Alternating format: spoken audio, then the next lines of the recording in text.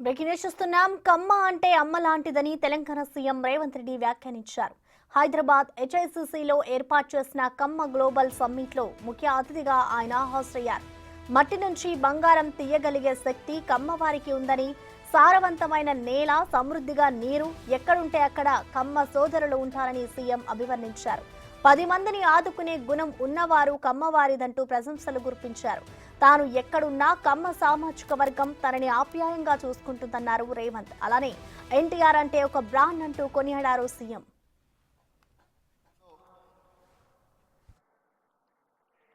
జట్టి కుసుమ్ కుమార్ నేతృత్వంలో కమ్మ global federation కార్యక్రమాన్ని హైదరాబాద్లో ఏర్పాటు చేసి ఈ కార్యక్రమానికి నాతో పాటు మాజీ గవర్నర్ రామ్మోహన్ రావు గారిని, అదేవిధంగా మా సహచర మంత్రివర్యులు పెద్దలు పొంగులేటి శ్రీనివాసరెడ్డి గారు, కోమటిరెడ్డి వెంకటరెడ్డి గారు, కట్టా సుబ్రహ్మణ్యం నాయుడు గారు, సత్యవాణి గారు, చాలామంది పెద్దలు పేరు పేరున, అన్నిటికంటే ముఖ్యంగా నాకు మంచి మిత్రుడు, 17వ లోక్సభలో మాతో పాటు కలిసి పనిచేసిన కళానిధి అర్కట్ వీరాస్వామి గారు, అదేవిధంగా తానా అధ్యక్షుడు నిరంజన్ చౌదరి గారు, మాజీ అధ్యక్షులు, అదేవిధంగా వివిధ రాష్ట్రాలు, వివిధ దేశాల నుంచి కమ్మ ప్రతినిధులను, కమ్మ కుటుంబ సభ్యులను అందరినీ కూడా ఆహ్వానించి ఇంత గొప్ప కార్యక్రమాన్ని ఏర్పాటు చేసినందుకు మనస్ఫూర్తిగా నిర్వాహకులకు అభినందనలు తెలియజేస్తున్నాను.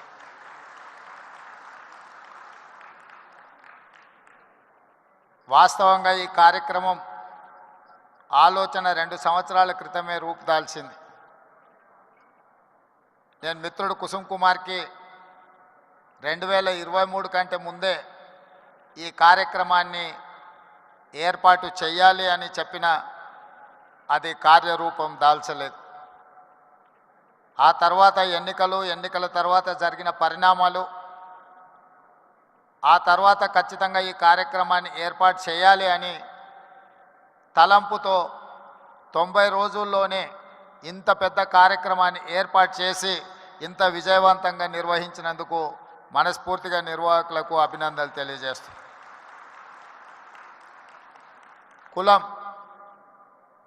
కులం అనేది వృత్తిని బట్టి వచ్చేది. కమ్మ కులానికి కమ్మ అంటే అమ్మ లాంటి వాళ్ళ అనే ఆలోచన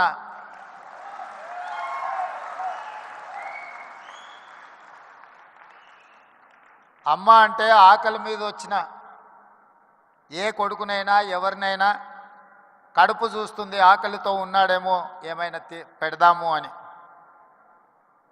అందుకే కమ్మవారు భూమిని, నేలను నమ్ముకొని వ్యవసాయం చేసి మట్టిలో నుంచి బంగారాన్ని తీసే పంటలు పండించి 10 మందికి సాయం చేసే కమ్యూనిటీ కమ్మ కులం.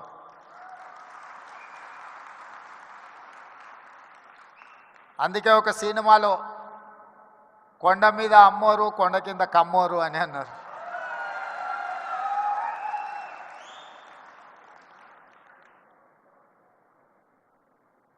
నేను మామూలుగా మా మిత్రులతో అంటుంటా, కమ్మాస్ ఎక్కడున్నారో మనం గుర్తుపట్టాలంటే పెద్ద రీసెర్చ్ చేయాల్సిన అవసరం లేదు. సారవంతమైన నేల, సమృద్ధిగా నీళ్ళు ఎక్కడ ఉంటాయో ఎత్తుకుతే అక్కడ తప్పకుండా కమ్మాస్ ఉంటారని చెప్పి, అది ఇవాళ కర్ణాటక అయినా, తమిళనాడు అయినా, తెలంగాణ అయినా, ఆంధ్రప్రదేశ్లో అయినా ఎక్కడ చూసినా సారవంతమైన నేలలుండి మంచి పంటలు పండించగలిగిన, మంచి పంటలు పండుతాయన్న భూమి ఉన్న ప్రతి దగ్గర కమ్మ సోదరులు అక్కడ ఉంటారు.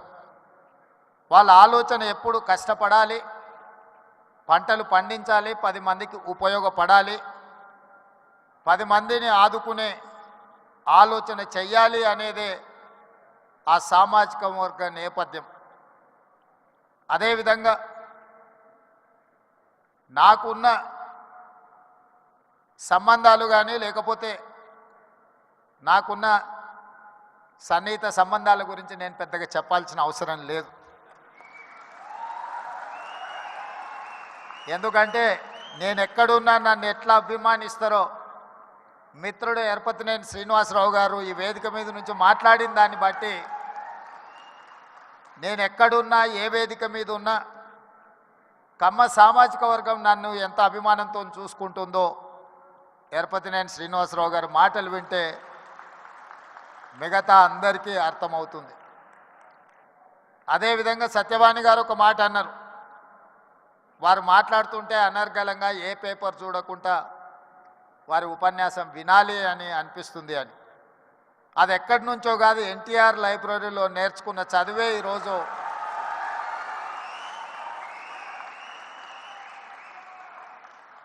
ఎన్టీఆర్ లైబ్రరీలో మేము చదువుకున్న చదువు ఇవాళ జీవితంలో ఉన్నత స్థానాలకు రావడానికి ఉపయోగపడ్డదని నేను గట్టిగా అందరి ముందు చెప్పడానికి ఏమాత్రం జంకను. మనం వచ్చిన నేపథ్యం, మన రాణించిన తీరు, మనకు అవకాశం ఇచ్చిన వాళ్ళను తక్కువ చేసి మాట్లాడవలసిన అవసరం లేదు, చిన్న చేసి చూడడము పద్ధతి కాదు. అదేవిధంగా కమ్యూనిటీకి సంబంధించిన గొప్ప గొప్ప వ్యక్తుల గురించి చరిత్ర గురించి మా మిత్రులు చాలామంది చెప్పారు. మిత్రుడు కుసుమ్ కుమార్ గారు ఎన్టీఆర్ కంటే ముందు 52 మంది కమ్మ సామాజిక వర్గం ఎమ్మెల్యేలు ఉండేవాళ్ళు అని అన్నారు. కానీ ఎన్టీఆర్ వచ్చిన తర్వాత ఎన్టీఆర్ ఒక బ్రాండ్ క్రియేట్ చేసింది. NTR is brand. NTR is brand for politics. NTR is brand for leadership. వారు ఇచ్చిన అవకాశాలతోని ఆ రాష్ట్రమైనా ఈ రాష్ట్రమైనా ఏ రాజకీయ పార్టీ అయినా ఈరోజు నాయకులు ఉన్నారు అని అంటే ఎన్టీఆర్ గారు ఆనాడు ఇచ్చిన అవకాశాలే. ఇవాళ ఇక్కడ ఆయనను అవమానించేటట్టు మాట్లాడిన వాళ్లకు అవకాశం ఇచ్చింది ఆయన్నే. ఇవాళ ఆయన గౌరవం ఉండాలి, ఆయన పేరును స్మరించుకోవాలని చెప్పేవాళ్ళు కూడా ఆయన ఇచ్చిన నాయకత్వంతో వచ్చినోళ్ళే. అది ఎన్టీఆర్ లోపము, ఎన్టీఆర్ తప్పు కాదు. ఎన్టీఆర్ అందరికీ అవకాశం ఇచ్చిండు. అవకాశం వచ్చిన వాళ్ళు ఒక్కొక్కరు ఒక్కొక్క రకంగా ఉండొచ్చు, అది వాళ్ళ యొక్క విజ్ఞత. అదేవిధంగా ఎన్జి రంగా, అదేవిధంగా వెంకయ్య నాయుడు. ఈనాడు చంద్రబాబు నాయుడు గారి గురించి నేను చెప్పాల్సిన అవసరం లేదు.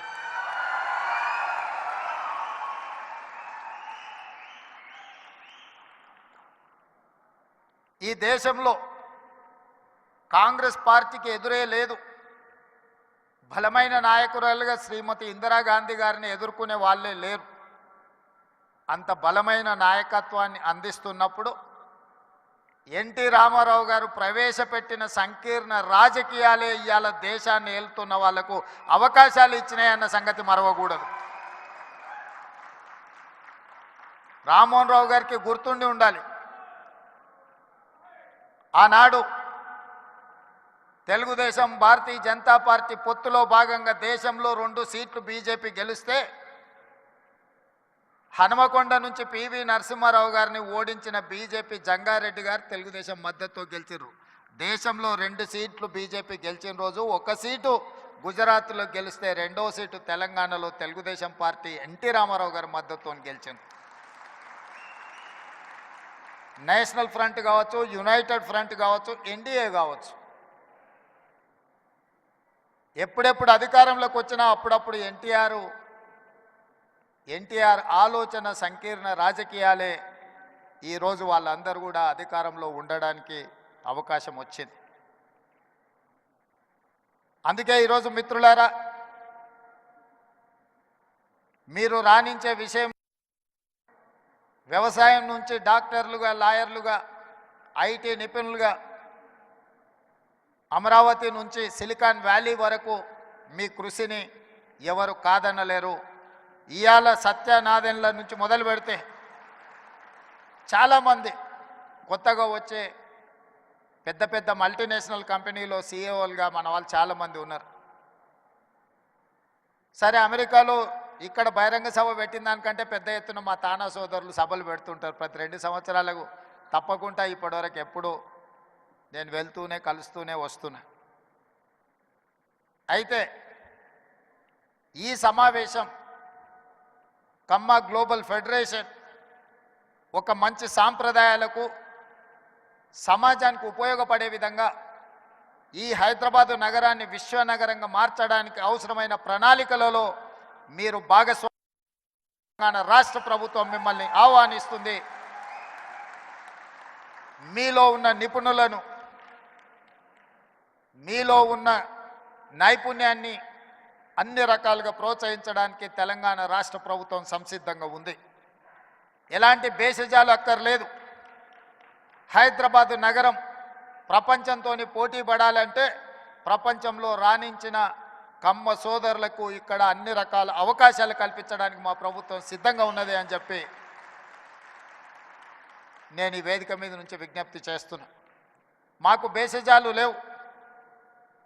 కులం, మా కులాన్ని మేము అభిమానించుకుంటాం. మేము ఇతర కులాలను గౌరవిస్తాం. ఎక్కడా ఆ విషయంలో పొరపాటు జరగదు. మా కులం పట్ల మాకు అభిమానం ఉండొచ్చు, కానీ ఇతర కులాల పట్ల అపారమైన గౌరవం ఉన్నది. ఈ విజ్ఞతను తెలంగాణ రాష్ట్ర ప్రభుత్వం పాటిస్తుంది.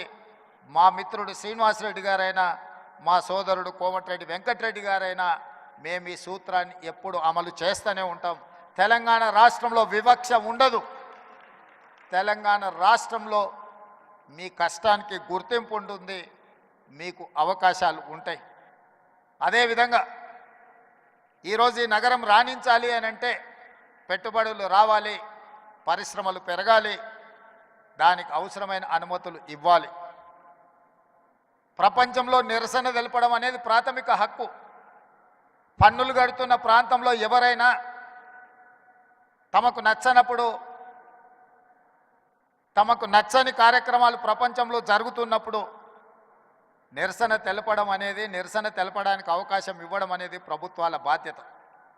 నాడు తెలంగాణ ఉద్యమం జరుగుతున్నప్పుడు తెలంగాణ పిల్లలు అమెరికాలో వైట్ హౌస్ ముందర కూడా నిరసన తెలిపిన, అమెరికాలో కూడా తెలంగాణ ఉద్యమం చేయడానికి అమెరికన్ ప్రభుత్వమే అనుమతి ఇచ్చినప్పుడు తెలంగాణ రాష్ట్రంలో కొంతమంది తమ నిరసన తెలపాలనుకున్నప్పుడు ప్రభుత్వాలు నిర్బంధించాలన్న ఆలోచన వాళ్ళ పతనానికి దారి తీసింది తప్ప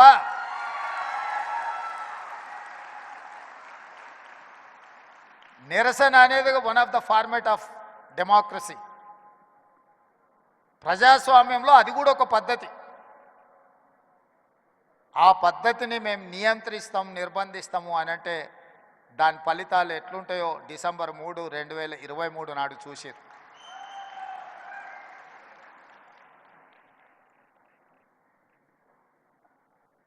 వెంకయ్య నాయుడు గారు రాష్ట్రపతి అవుతారని మేమందరం ఆకాంక్షించిన పార్టీలు వేరైనా కూడా మన తెలుగువాడు ఢిల్లీలో మనకు ఒక గుర్తింపు, గౌరవాన్ని తెచ్చినవాడు.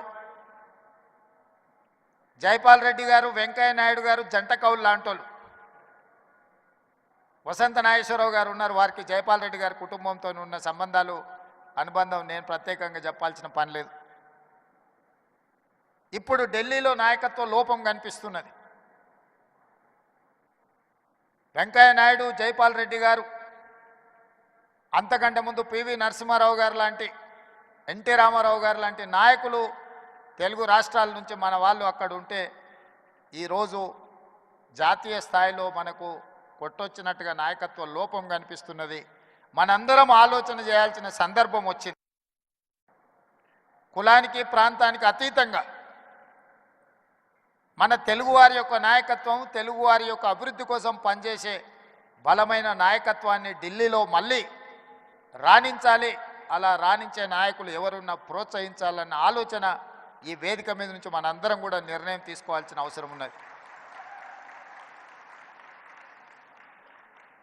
మా ప్రభుత్వం వైపు నుంచి ఎలాంటి సహకారం కావాలన్నా ఇలాంటి కార్యక్రమాలకు కానీ భవిష్యత్తులో మీరు తీసుకోబోయే నిర్ణయాలకు సంపూర్ణమైన మద్దతు ప్రకటిస్తూనే కమ్మ సంఘానికి 5 ఎకరాల భూమి ఇచ్చినట్టే ఇచ్చారు, దానికి లిటిగేషన్స్ 100 పెట్టినట్టే పెట్టినట్టు నా దృష్టిలో ఉంది. మా మిత్రుడు గాంధీ గారికి నేను సూచన చేస్తున్నా, ఆ 5 ఎకరాలకు సంబంధించి మా ప్రభుత్వం అన్ని సమస్యల్ని పరిష్కరించి ఒక అద్భుతమైన కమ్మ సంఘాన్ని కట్టుకోవడానికి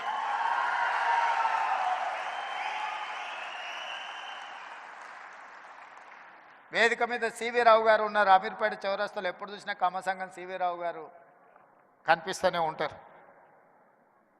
అందుకే నేను మా మిత్రులందరికీ ప్రభుత్వం ఇచ్చిన 5 ఎకరాలకు సంబంధించిన సమస్యను పరిష్కరించి ఒక అద్భుతమైన కమ్మ సంఘాన్ని కట్టి తద్వారా లక్షలాది మంది పేదలు నిరుపేదలు ఎవరైతే కమ్మ సోదరులు ఉన్నారో గ్రామీణలో విద్యకు దూరంగా ఆర్థిక అభివృద్ధికి దూరంగా ఉన్నారో వాళ్ళందరినీ ఆదుకోవడానికి, అదేవిధంగా ఈ సమాజంలో అట్టడుగు వర్గాలైన దళితులు, గిరిజనులు, మైనారిటీలను ఆదుకోవడానికి మీరందరూ ముందుకు రావాలి.